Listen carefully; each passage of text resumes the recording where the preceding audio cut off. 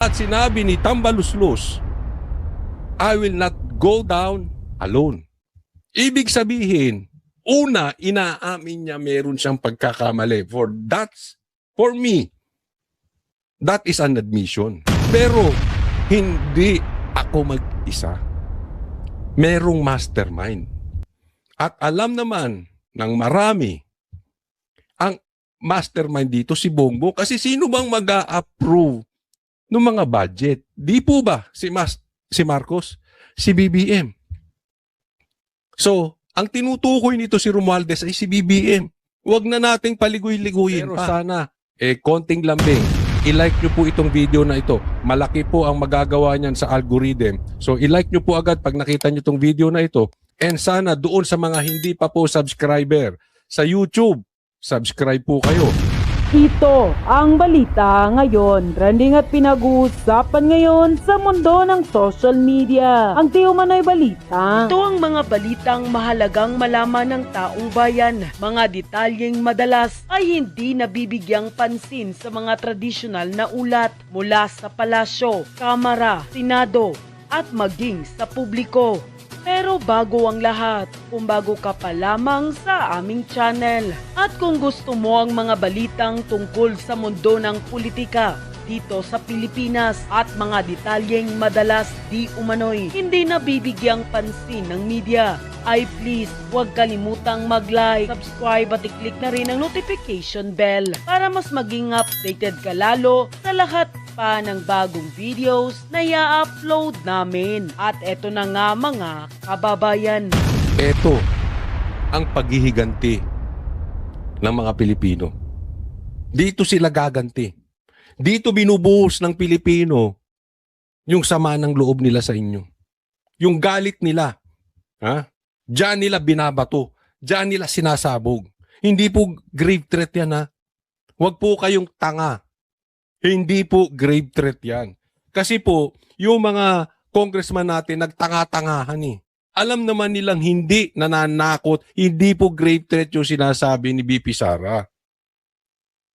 Pero pinalaki nila ng pinalaki para lang maisama. Okay? Tingnan nyo po. Dito po, gumaganti ang mga Pilipino. Ang trust rating ni Bongbong Marcos bumaba. From March, 35%. Ngayong June, 34%. Hindi po kung may sabi niyan SWS. Saan ka nakakita ng presidente mataas nang pumasok ang rating, nung umalis mataas pa rin? Makalipas ang 4 na taon, mataas pa rin. PRRD lang. Karamihan ng presidente, pagka panalo, mataas ang trust rating, lalabas, bagsak. Pero iba tong bagsak mo, Bongbong Marcos. Bagsak na bagsak. Tingnan mo si Sara. 57%. Ang layo. SWS yan. Sa katunayan, ito nga mataas ka pa eh. Kasi 34. Yung iba nga negative. Pero pag titingnan po natin, sino ba yung sinisiraan ng sinisiraan? Si BP Sara. Huwag niyong sabihin, Coach Oli, nung June yan eh. July ngayon. Ginawa yung survey nung June. Ngayon lang lumabas yung resulta. Miski na po. 4 na taon nang sinisiraan si BP Sara. Hindi po lingid sa inyong lahat yan. 4 na taon nang sinisiraan si BP Sara. Hanggang ngayon, sinong lumalabas na sira? Si Bongbong Marcos. Ako, dito po natin pag-usapan na sasampahan na daw ng kaso ito si Martin Romualdez ng Ombudsman. Pero, di ba ang tagal na nating narinig yan? Pero ngayon daw sabi mismo, hinog na yan. Pag-usapan po natin. Abril nang isyuhan ng Sandigan Bayan 7th Division si dating House Speaker Martin Romualdez ng precautionary hold departure order. Ito'y dahil iniimbestigahan ng Ombudsman si Romualdez sa mga reklamong plunder at money laundering.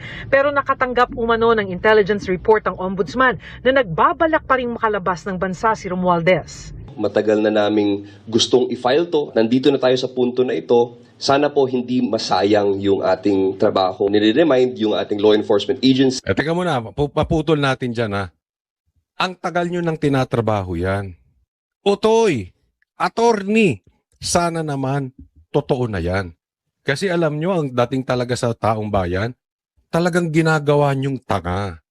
Ang dating sa taong bayan, scammer kayo.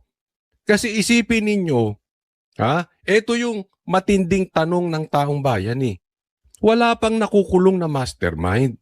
Oo, ikinulong nga si Rimulya, kinulong nga si Marcoleta, kinulong nga si Jinggoy, kinulong nga si Defensor. Pero ang tanong doon, may connection ba yan sa flood control scandal? Ang tanong, may connection ba yan sa ghost projects? Kasi pag tiningnan ninyo, hindi po tayo naghuhusga kung sila ay tama or mali. Pero alam ko, wala po silang kasalanan. Pero wag na natin puntahan yun. Wag ko munang pag-usapan yun. Baka sasabihin nyo, bias ka, Coach Oli. Hindi po. Kasi kahit po sasabihin natin, yun ay may katotohanan, kakapiranggot po yun. Sa laki po, trillion po ang nawawala sa flood control scandal. Kahit sino doon sa mga nakakulong, napaka-imposible po na sila ay mastermind. Napaka-imposible po na sila dapat ang pinag-iinitan. Kaya magtataka ka, bakit nakatutok sila doon sa impeachment ni BP Sara na ang pinag-uusapan ay 125 million pesos lang. Samantalang, ang daming ebidensya laban sa mga ibang politiko na milyon, bilyon ang natatanggap. Di po ba? Tapos hanggang ngayon wala pa. Tapos matagal nang sinasabing may kaso. Pero kaya nga, aasahan namin yan. Dahil po, hindi namin po tatantanan to. Pasensya na, Boying Remulla. Matagal na pong mainit ang taong bayan sa inyo. Marami ako natatanggap na mensahe. Coach Oli, silipin nyo naman yan. Bakit yan nakafocus sa impeachment? Impeachment. Walang mapupuntahan yung impeachment na yan. Kahit anumang maging resulta niyang impeachment na yan, gutom pa rin tayo. Kahit anumang maging resulta niyang impeachment na yan, tuloy pa rin ang nakawan ng gobyerno. Abay, kalampagin nyo na yan si Boying.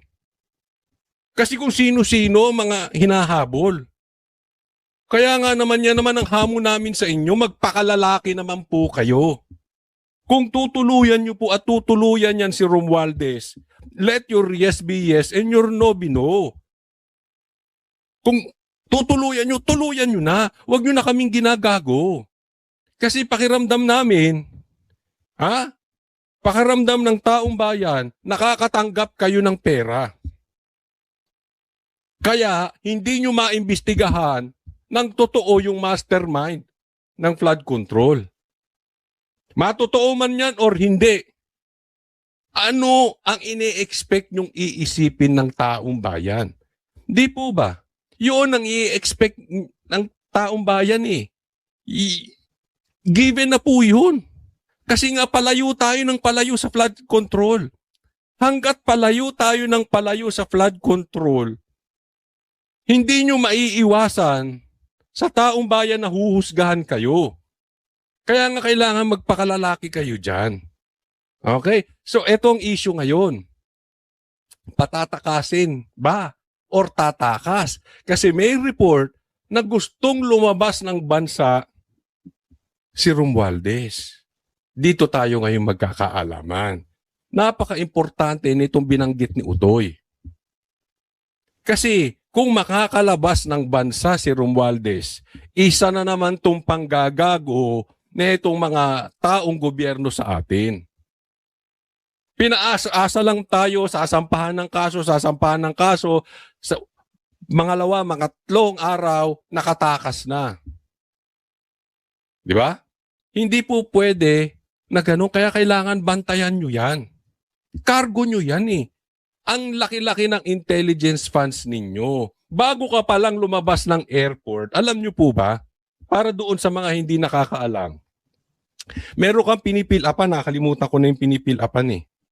Hindi ka basta-basta makakalabas ng bansa. So malalaman, nasa record nila yun. At dadaan ka sa immigration.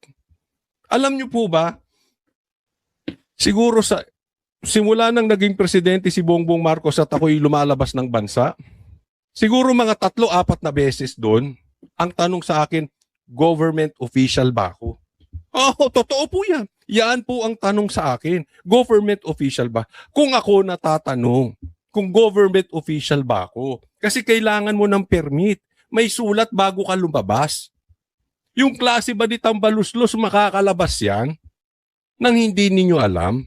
Imposible po yun. Yun, Igob, naalala ko, napifilapan mo, Igob, malalaman nilang palabas ka ng bansa. So hindi yan makakatakas. Huwag po tayong maglokohan. Hindi yan makakatakas kung hindi nyo patatakasin. Ngayon, sasabihin ninyo, baka backdoor. Ha? Kasi uso yan eh.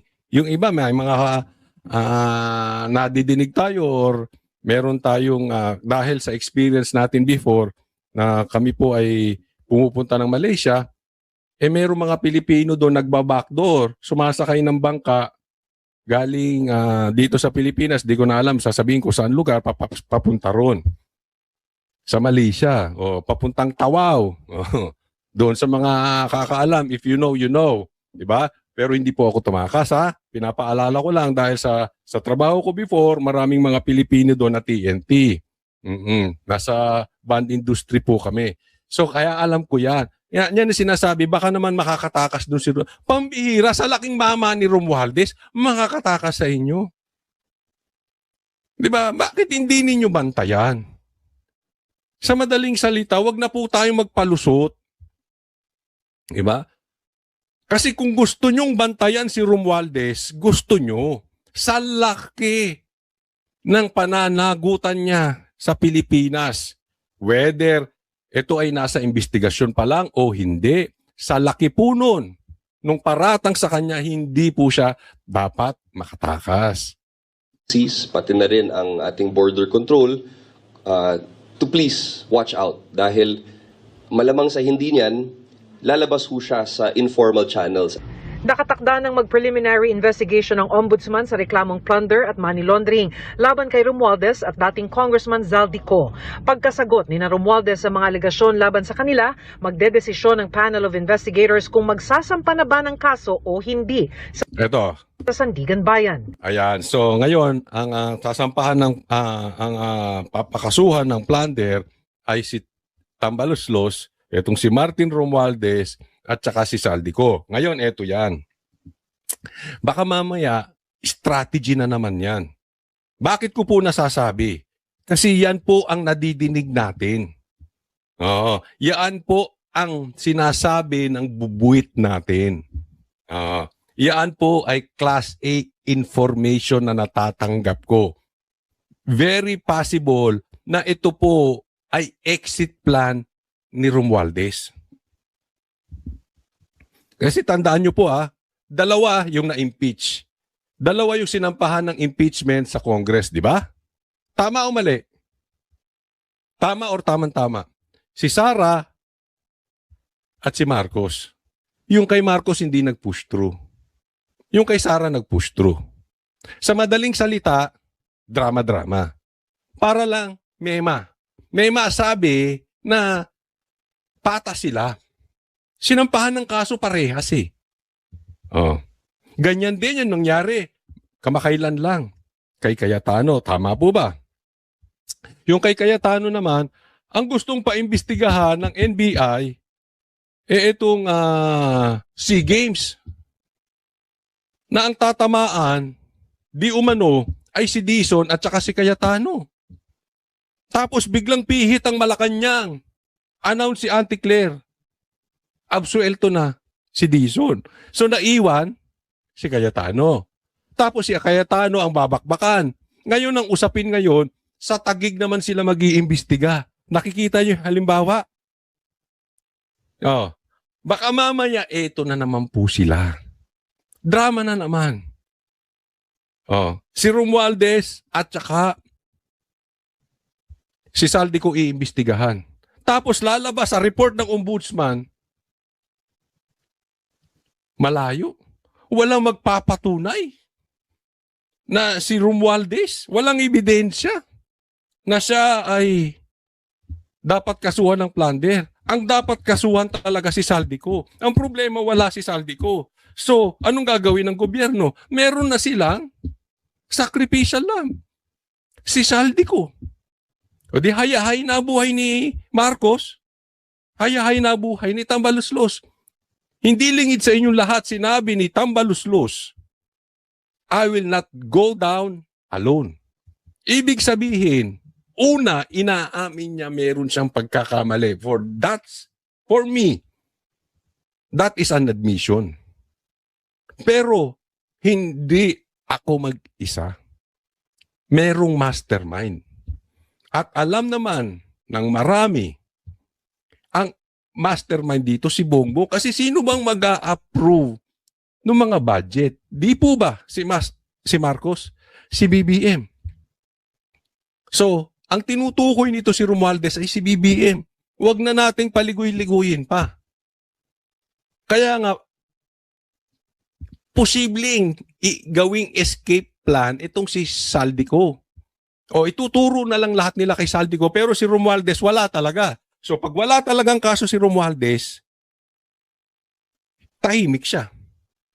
Kasi hindi nila pwedeng kasuhan eh. Bubuelta kay Bongbong Marcos. Plunder to. Tandaan po natin, plunder din yung kinaso kay Marcoleta. At pag plunder po, kulong yan habang iniimbestigahan. Hanggang mag-2028, nakakulong yan. Diba? At pag upo ni BP Sara, tapos to si Romualdez, lalo siyang walang magagawa. Kaya gagawa po ng paraan yan ngayon. Tatakas or patatakasin. Patatakasin sa pamaraan na sasabihin hindi siya guilty or walang ebidensya or walang sapat na ebidensya laban sa kanya. Posible ba yung Coacholi? Baka katang isip lang yan ng bubuit mo. Kung ako tatanungin, posible. Bakit? Inimbestigahan to ng ICI, di ba? Siya at saka si Sandro Marcos. May nangyari ba dun sa ICI? Di po ba wala? Kaya nga umurong agad si Magalong. Dahil nag-iimbista si Magalong, tapos ayaw na siyang pag-imbestigahin. Diba? Tapos anong nangyari yung investigasyon? Executive session. Hindi na dinig. Ano ba sinisigaw natin noon? Gawin yung live, yung investigasyon. Anong sabi nila? Oo, gagawin naming live. Nung nagsimula na ginawang executive session, narinig nyo ba na naimbestigahan si Romualdez? Sige nga, taas ang kamay. Sinong nakarinig sa inyo ng live na naimbestigahan si Romualdez? Doon lang po tayo sa totoo. Sinong nakadinig sa inyo? Sinong nakadinig sa inyo na naimbestigahan ng ICI si Sandro Marcos? Diba? Pero sino ang may kakayanan na bastusin ang flood control scandal? Si Marcoleta ba? O si Romualdez? Kung ikaw nag-iisip, alam mo na sagot. Wag po yung kulay-kulay, doon lang tayo sa totoo. Sino ang may kapangyarihan maglustay ng budget ng congressman? Si Defensor ba? O si Sandro Marcos? Bakit si Defensor ang nakaupo? Ay, bakit si Defensor ang nakakulong? Bakit si Defensor ang pinag-iinitan? Di ba palayo tayo ng palayo? Kaya nga very possible. Patatakasin to. Maaring hindi palabasin ng bansa, maaari ding palabasin, pero posibleng gawing Inosente. Kuno. Di po ba? Our investigation identifies former Speaker Romualdez as the central figure in a scheme built on the diversion of public funds meant for flood control projects. Ayon kay Assistant Ombudsman Miko Clavano, sapat at malakas ang hawak nilang ebidensya. Malaking tulong ang testimonya ng 8 dating security personnel ni Zaldico na naging starting point ng kanilang investigasyon. Yan, isa pa yan. Isa pang lokohan tong nangyayari. Diba? Ano ang sinabi nila? Malaking tulong itong 18 Marines. Malaking tulong pala yung 18 Marines para habulin nyo si Romualdez. Bakit tayo nyo patawag sa Senate? Naglaang kayo ng impeachment ni BP Sara. Ulitin ko po sa inyo, hindi ko po minamaliit ang 125 million. Napakalaki po nun kung para sa akin. Napakalaki nun. Pero yung 125 million na confidential funds ni BP Sara ay barya sa mga dinideliver nitong 18 Marines. Ano yan? Itataya nila ang buhay nila? Wala lang. Hindi po ba? Ultimo ombudsman, ginamit yung kanilang testimony. Ibig sabihin, tiwala silang totoo. Ang problema ng gobyerno natin ngayon, hindi equal protection of the law. Double standard. Ang gusto nila, pipiliin lang nila yung papakinabangan nila na information, yung hindi, hindi. Etong batas na ito applicable kay BP Sara, pero hindi applicable kay Bongbong Marcos at kay Sandro Marcos. Ganun po nangyayari. Pinatibay umano ito ng Independent Evidentiary Trail na tumumbok kung paano itinago ang ninakaw na pondo ng bayan. In an apparent attempt to cover up the extraordinary wealth, the money was exchanged, commingled, and laundered through an elaborate scheme. The result? Numerous luxury houses and condominiums, extravagant investments in different industries. Hinahanda rin ng Ombudsman ang kasong Grand Conspiracy to defraud the National Treasury kasama ang 10 iba pang personalidad. Sinusubukan pa naming kunan ng panig sina Romualdez at Co. Maki Pulido, nakatutok, 24 oras.